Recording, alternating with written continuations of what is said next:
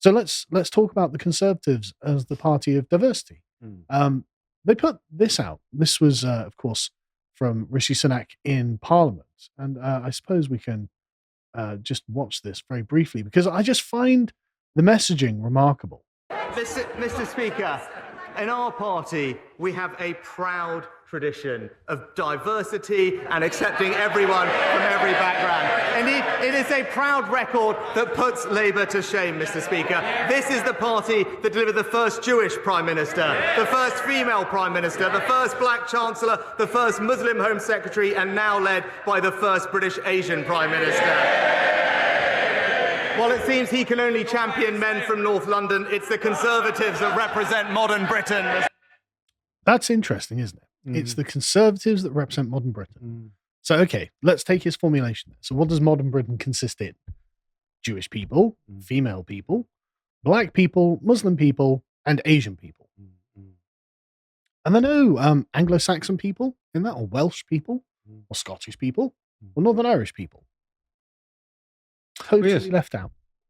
Hi folks, sorry to interrupt the video, but I wanted to let you know that we've introduced a feature on the website that allows you to purchase individual videos. So if you go over to lotus.com and see a piece of premium content that you really want to watch, you can pay for it and it is yours forever. Also, he's conceded the argument. Exactly. By doing this. Exactly. He's we have out-laboured the Labour Party. Yes, exactly. It's somehow or other, look, don't get at us. We're actually very good at this. We are exactly what you have made of us. Yes. We are precisely what you demanded. But the thing is, again, I mentioned this man who comes up like a foul-smelling penny, but David Cameron. We'll talk about it in a second. Oh, right. Well, no, but basically, he said ages ago, I want a Tory party. Let's pause for a second, because I'm going to come to all of this. All right. But this, sorry, I've been a bit ill for the past couple of days, but I didn't want to miss this podcast. So this really rankled me because of what we were talking about a minute ago. The concept of representation, I think, is deeply important, and we don't think about it very often, because representation means something that is otherwise absent that is being made present. And so the question is, why is it that Jewish interests, black interests, Muslim interests, and Asian interests are being made present in modern Britain? I thought that upon decolonization, upon the end of the empire, these things were supposed to be made present in their own countries. Why is this taken supremacy in this country? Why is this marginalized what the average person thinks? And it gets to have projected into their own political discourse. And as you said, Sunak has just decided that question is a far-right question, it's an extremist question, is off the table. But it's so completely unfair.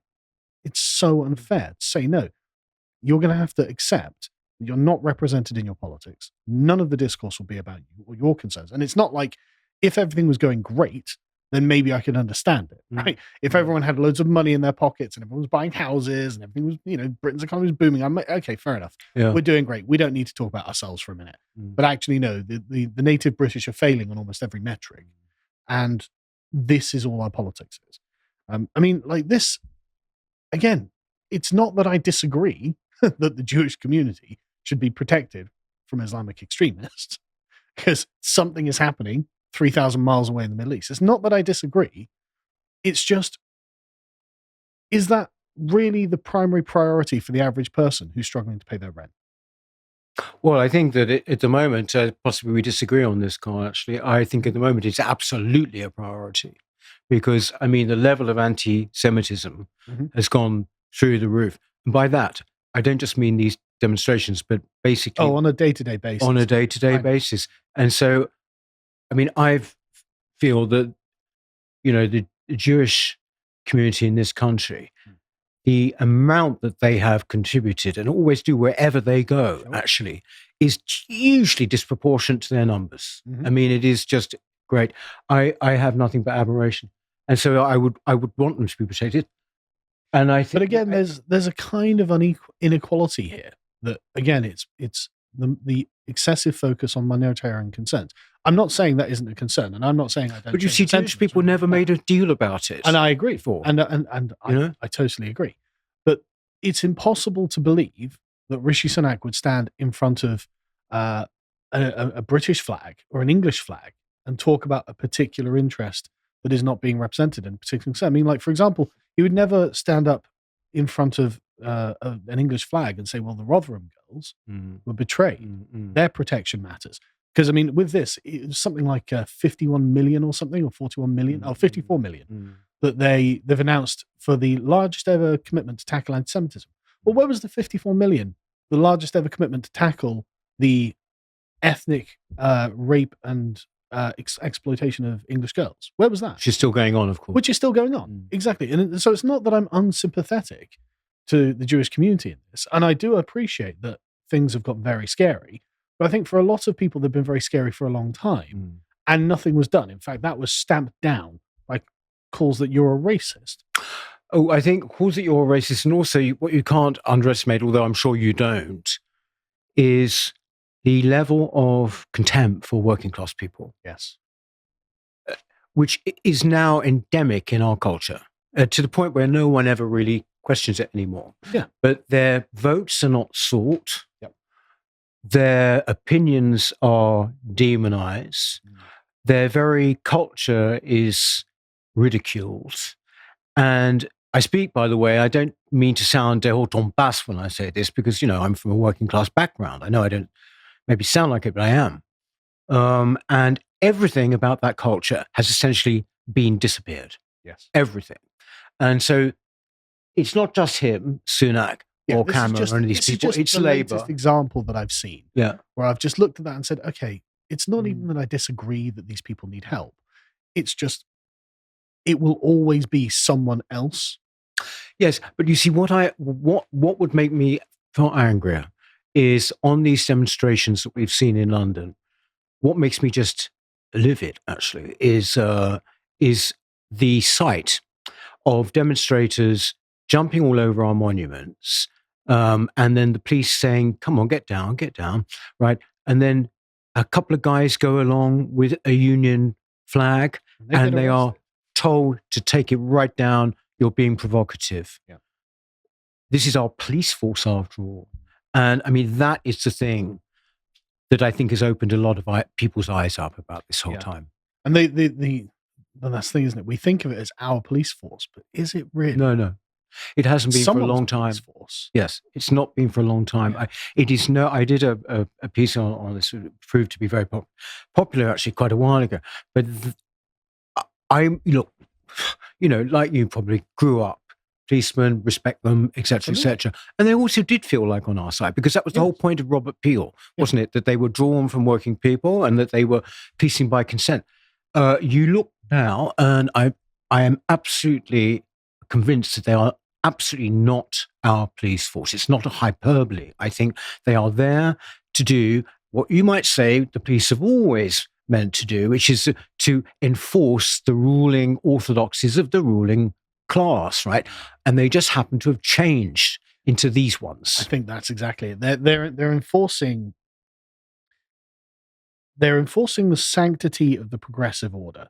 So if you put up a sticker that says white British will be a minority in their homeland by 2066, that's heretical. This is the guy who's just gone to jail, right? Sam Melia. Yeah. He's gone to jail for 2 years over that. Again, regular working class English person. But of course, we can bring up any number of examples of people who are not from that demographic who get exceptionally lenient treatment. Oh, yes. Yeah. And so, again, the girls with the paratroopers on their back, there's a sign of the Hamas terrorists. Yeah. One of the Palestine demonstrations, they were chanting, what's the solution to Israel? Jihad, jihad, jihad. And the Met Police came and said, well, look, jihad has many interpretations. Yeah. It's like, okay. And in this particular one, it's war, actually. Okay. We know that that's what that means. And that's obviously what they meant. So, but of course, anyway. So the question is, how did the Conservatives become the party of diversity? And the answer is, of course, David Cameron. Now, Peter Hitchens has been banging the drum about this ever since about 2010, saying, look, we're at an inflection point in the Conservative Party. We either become a Blairite party or we become a Conservative party. And the Conservatives decided we would like to be Blairites. But I mean, look at this. Like, this was written 2 years ago. So this isn't ancient history. This is David Cameron leaning in to the new progressive order. This is him leaning into the modern Blair paradigm, the woke paradigm, and say, yeah, no, I was woke before you called it woke, actually, which is a very strange flex, you'd think, from a conservative prime minister. But I think that's why he's come back, because I think that he can see that the party, as he intended it, is failing to properly articulate why they should be woke and is falling apart at the seams. Also, he said, I want to build a two things. He said, I want to, this was before this, long before, it's when he was possibly, whether he was already prime minister or maybe just fighting the election. I want to build a party that is, I mean, I want to appeal to people who are comfortable with modern Britain. I think those were the words, right? Comfortable with modern Britain. So immediately you cast out into the darkness anyone who's got any kind of qualms about the way we're going. And then you could turn around and say, well, actually, who are these people who are comfortable with modern Britain? I mean, have you ever met one? Honestly, I have. Occasionally they vote Labour or Lib Dem. Right. Because they don't live anywhere near modern Britain. Yeah. They live in Devon or something. Or he lives in the Cotswolds. Exactly. They don't live alongside it. Yeah. I mean, I met a lot of people who did live alongside it who voted for UKIP because they understood that something was being lost. Yes. Actually, UKIP was the only party that had that sense of itself. Mm. But I mean, in this, David Cameron just explains how he was like, oh yeah, good point. We are pale, male and stale, and that's bad. And so what we need to do is create shortlists for women and minorities, because how else could the Conservative Party expect to get elected again? Yeah. If not for leaning into the Blairite agenda. It's like, that's a great question, David, and look at how your polling is now. And so he takes credit for Priti Patel, Sajid Javid, and Theresa May. All phenomenal successes. I think we can all agree. The absolute best and brightest. And so this is fascinating. And of course, then you have same-sex marriage, which again is a very progressive thing to institute. It was instituted under his watch. But what I find really interesting, and I think that this is a group of people looking back over his tenure. But what I find really interested is this one. Committed to helping LGBT people, deserves to be proud. Who's that by? Ruth Hunt. And we're told at the bottom, Ruth Hunt is the chief executive of Stonewall. Yes. The chief executive of Stonewall is actually singing your praises. Yes. But I would suggest that maybe... Keep quiet about it. Yes. Yeah, but that puts you on the wrong side of most issues, I would say. Exactly. Yes, exactly. Which this is a recent article. It's from 2016, this was. But it's just interesting how, in the retrospective of David Cameron's tenure, what could a left-winger find that's objectionable? He is literally appealing to the tenets of diversity and inclusion, saying, no, I did literally everything that you wanted me to do. I set up ethnic minority and women shortlists. I brought in same-sex marriage. I had mass immigration. I made sure I didn't change anything that Tony Blair did. Like, he could have got rid of Ofcom. They just tinkered with it a little bit, did nothing, essentially left it in place, did nothing to the constitutional reforms, the Supreme Court, the devolved parliaments or anything like that. None of the laws, none of the hate speech laws, nothing like that. Didn't change a damn thing, because why would he? He's totally in favor of all of this. And that's why they end up going, well, yeah, actually, I think it was pretty good. Yeah. He also said quite recently, maybe last week, around the same time as Rishi Sunak's speech, he said something such as, I think it was, we cannot have extremism, essentially spoiling the multi-ethnic society we are building. Yes. And you sort of look at it and think, wait a minute, people have talked about a melting pot, same thing. When was this decided?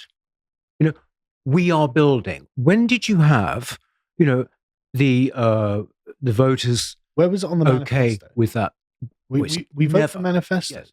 Yes. Forget about the kind of lying about immigration. We're going to cut it down to the tens of thousands. Forget about that.